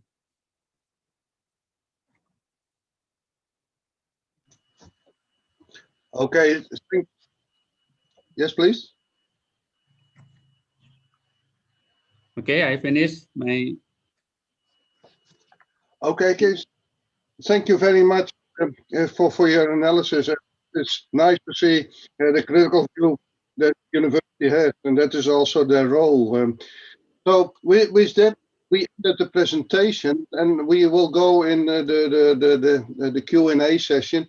Because of the technical difficulties, we are running a little bit out of time. So I think that we will address all the questions by email or by other communication. We cannot address them all right now, but there are a few things that I would like to address. The first one is that I would like Stephen to reply to the discussion of Professor Suripin, and maybe you can answer the questions about why the presentation of the Suripin is different from the results that are presented in ADO 2020. Stephen, can you do that? Ilko, hello, sorry, I just dropped out there briefly. I heard your question about reporting Professor Suripin. I can see the chat, but which was the question exactly? Now, the question was about that some of the results that have been presented for Indonesia doesn't seem right for the conditions as clearly shown in Semarang. Okay, yeah, we get that comment quite regularly. We've had it from several countries, but until we can be sent something specific, do you mean with the water supply or the water sanitation, or do you mean with the affordability or some of the other sub-indicators? And do you mean just recently, or do you mean historically? So I guess the other critical point is that we are using data provided by the government of Indonesia to the joint monitoring program.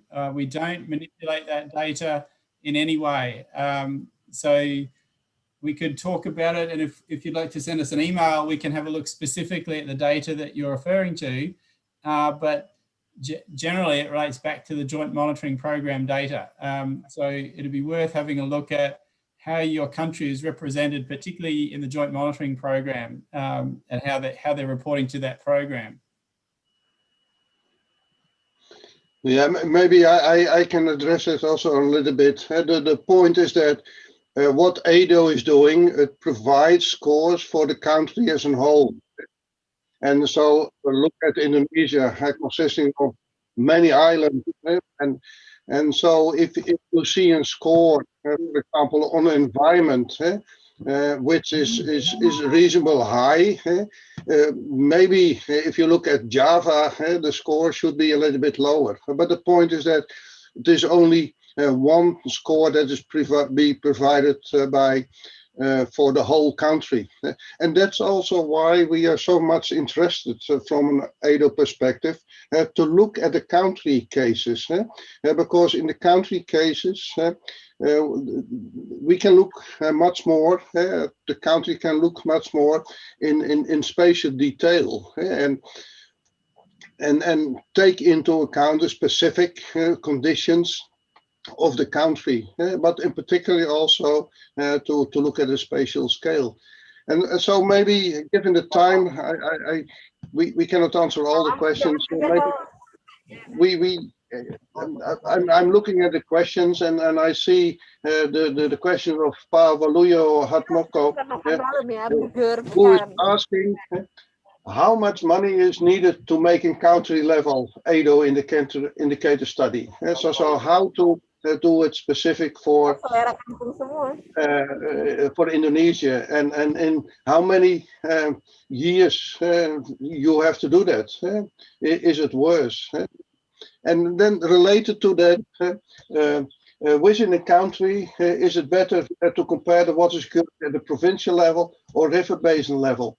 And maybe I would like to ask Yatida to answer this question, and also Dr. Rao, because you both have done these country studies. Can you answer this question of Pavaluyo? So how much effort is needed to do a country level assessment? And how should you do it? Should you do it at provincial level or at river basin level?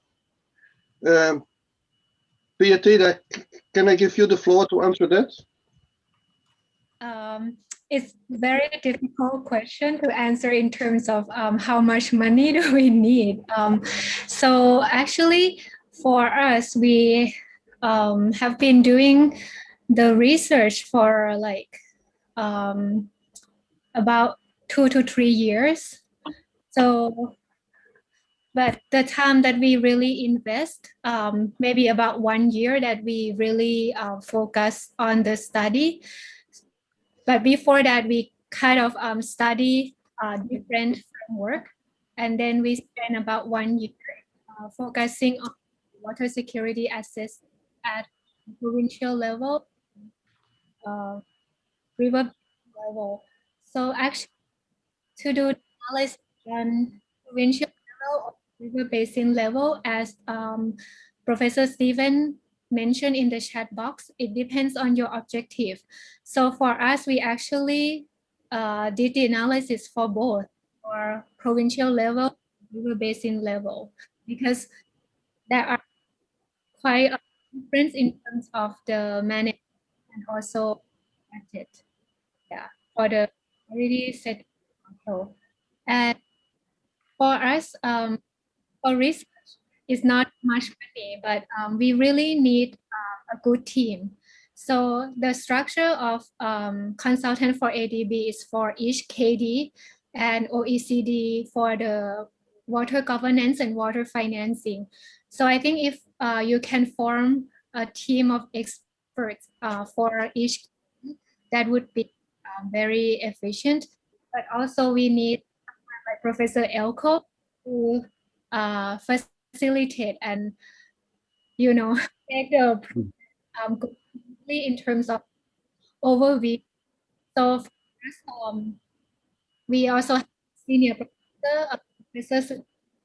He also served as committee master. So, you know, we kind of work closely with university and the government organization. Thank you. Yeah, thank you, Beatida, because I think that Thailand is indeed the example of how it can be done at a national level. And in particularly also maybe interesting for UNDIP is to see how university can contribute this to make, let's say, the data available to the policymakers to develop indeed the policy. The second part of the question was the spatial detail. And the question of Pavaluya was, it should be done at a provincial level or at a river basin level. How have you done that in Thailand? Actually, we did both because we would like to have information at the provincial level and as well as the river basin level. Because for the management, we need in terms of the budget and everything, like it's more to the province. But in terms of the river basin management, we also need information for that. So we kind of do both and integrate them together. Depends on the objective, specific objective. And another important thing that I would like to emphasize is the monitoring and evaluation system. So this is actually requires more resources than the research that we have done. But this is carried by the Office of the National Water Resources of Thailand. So they have quite a project. We just organized the workshop with all the related agencies. So we did it for like 3 days, morning and afternoon for each key dimension, and also for the management and governance. So this is still at the beginning, but we would like to make everyone on the same page, understand what we are trying to do, because the related agency, they are on like what they need to do, but when we try to integrate the indicators together, it's not easy. Okay, thank you. I understand that completely. But what maybe your experience is a good suggestion for Indonesia and also for UNDIP to pick this up. Dr. Rao, you have done that at the provincial level or in Indonesia, the state level. Can you give your view and your recommendation on how Indonesia, and in particular Semarang, can pick this up, how to apply the ADO methodology in that case? Dr. Rao? Yeah, I fully agree with what Pietida had shared. Actually, it's issues are same. And as Stephen has flagged, it's all about the data availability. Because there are so many indicators, you need data. And for many of the departments, it will be the first time to compile some of the data in a particular format. So in that connection, if the data is well organized, then the compilation of the index will be very easy. But still, there are several agencies which are dealing in the sector. So in our state, we are dealing with about 17 to 18 agencies and at least 13 major departments who are dealing with water. So we need to collect data from several agencies, several departments. So, but all said and done, I think with 9 months to 12 months period, it should be done. And if you really sell the activity at the highest level and you got the support at the highest bureaucratic level, then automatically everyone falls in place and data keeps flowing. So as far as time is concerned, I feel in a year it should be possible. And as far as the granularity is concerned, yes, it's a basin level or sub-basin level is also very important, because ultimately the water usage depends on the availability of water in a basin. Of course, there are some interbasin projects, but still water availability in a basin is the key for any of the sectoral competition to be addressed. So basin level or sub-basin level index is very helpful. And that's what we want to attempt to do it again. And then for administrative reason, for it to happen by the departments, at the district level, it is very important. So at the subnational level, at the district where the power lies, you need, if it is better to compile the index at district level and then provide the recommendations to the district level authorities so that the action can happen on the ground immediately. Thank you. Thank you, Dr. Rao. Yes, what can given the time, I think we should conclude the question and answer. What we will do, first of all, we will share the presentation and the background material. You provide also more information about the Thailand and India case in the ADO document. But we will continue the discussion. What we will also do, we will pick up the questions that have been asked in the chat box and address them by email. So we will follow that up. And of course, any question that comes up later, please free to accept each of us from UNDIP, from ADB side. We will certainly follow up, because we are very eager that this initiative, the ADO initiative, is being followed up in country cases such as Indonesia. So I would like to conclude at least my role as moderator by thanking all the presenters and the discussions, and you, all the participants, for following it and asking the questions. Thanks so much for participating. And I give back the word to the organizers of this webinar. Thank you very much. Thank you, Professor Alco. Ladies and gentlemen, before closing the event, we would like to inform you again, since we find many of you asking about the e-certificate and the files from the speakers.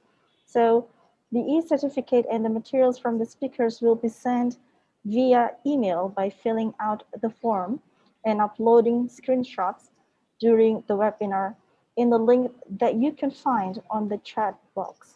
So please make sure to do that to receive the certificate and materials from the speakers. Ladies and gentlemen, we have come to the end of the UNDIP and ADB International Webinar Series 2021 on the topic of Asian Water Development Outlook 2020. On behalf of the committee, we would also like to take this opportunity to express our sincere gratitude for the contribution of all parties, Rector and all members of the Executive Board of Universitas Diponegoro, Country Director of Asian Development Bank for Indonesia, Vice President for Knowledge Management of Asian Development Bank, prominent and expert national and international keynote speakers and speakers like this. able to take part and share your expertise. But Mrs. Coral P. Fernandez, Mrs. Piatida, PhD, Dr. Rao, Professor Stephen Conway, Bapak Insinyur Iswar Aminuddin, and thank you to all the leader discussion, Dr. Muhammad Amron and Professor Sharifin, and also thank you to the moderator, Professor Elko van Beek, for guiding the session. And last but of course not least, to all the organizing committee from Asian Development Bank and Universitas Diponegoro. Thank you to all the participants for joining us. I would like to deliver my deepest apology as well for any shortcomings, bad connectivity, or any mispronounce of names happened during the webinar. And we do hope to see you all again on the next UNDIP-ADB International Webinar Series 2021. Stay healthy, everyone. Wabillahi taufiq wal hidayah. Wassalamualaikum warahmatullahi wabarakatuh. Excuse me, Ibu MC. Excuse me, Ibu MC. Yes? There's actually closing remarks. There's actually closing remarks from ADB. Oh, okay. Yes, please. Yes. May I welcome my from ADB for the closing remarks, Mr. Syed Zaidansyah. Time and floor is yours. Thank you. Okay, thank you, Pak Chai, Pak Jayadi. Ladies and gentlemen, good afternoon. It is my privilege to deliver on behalf of ADB our vote of thanks for this important occasion held together by ADB and the University of Diponegoro. While our two institutions, University of Diponegoro and ADB, have had other collaborations, the webinar today sets a milestone as the first event organized under the new Knowledge Collaboration Partnership on SDGs and other areas.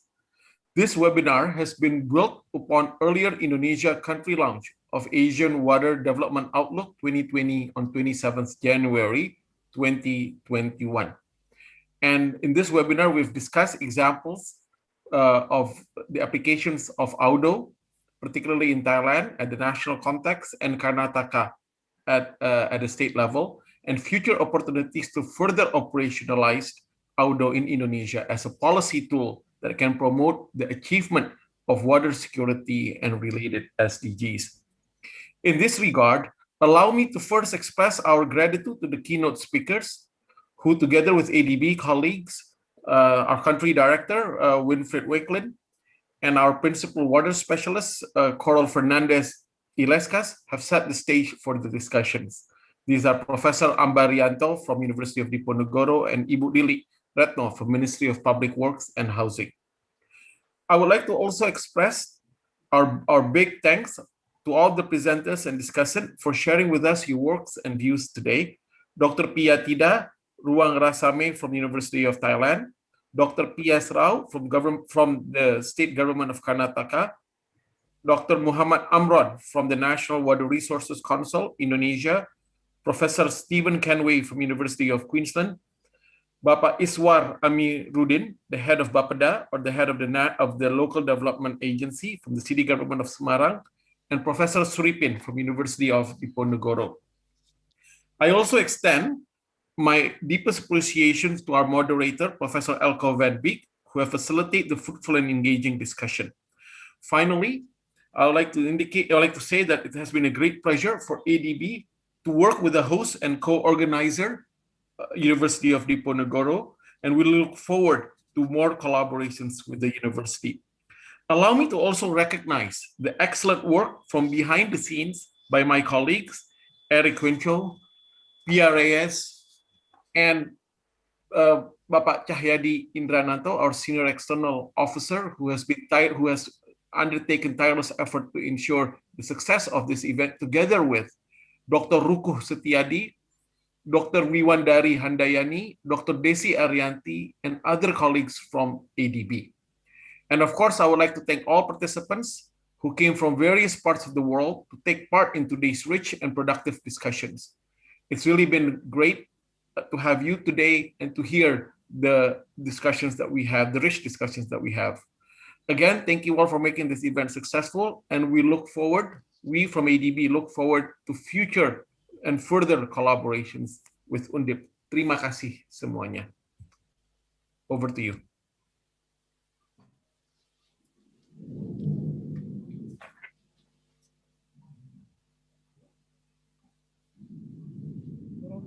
Okay. Very well. Yeah. Thank you very much. And to all participants, once again, I'll see you next time on UNDIP-ADB International Webinar Series 2021.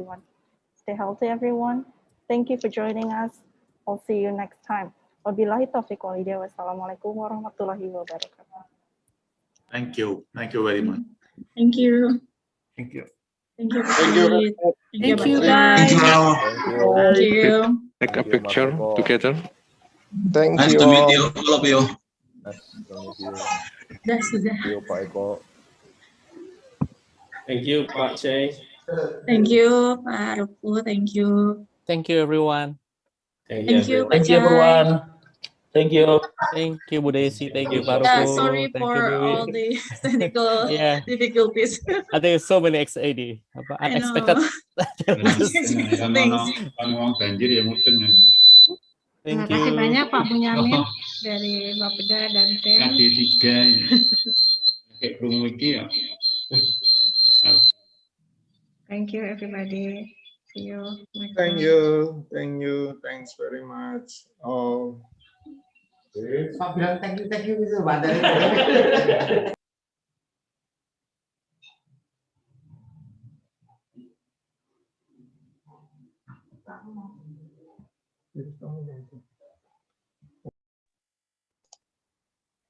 Makasih Bu Desi, makasih Pak Denny. Terima kasih Prof. Ambar. Sorry. Ya, Prof. Ambar, makasih. Terima kasih. Prof. Denny, Bu Desi. Oke, Terima kasih. Paturun, Bu Lili. Terima kasih Ini. semua. Terima kasih. Assalamualaikum. Waalaikumsalam. Terima kasih Bu. Assalamualaikum. Terima kasih. Terima kasih Pak Supriyadi. Siap Pak. Ini hujan, di bawah hujan terus banget Pak. Di bawah hujan terus banget Pak Hadi. Sukses selalu Pak Hadi. Amin, amin, barakallah. Barakallah.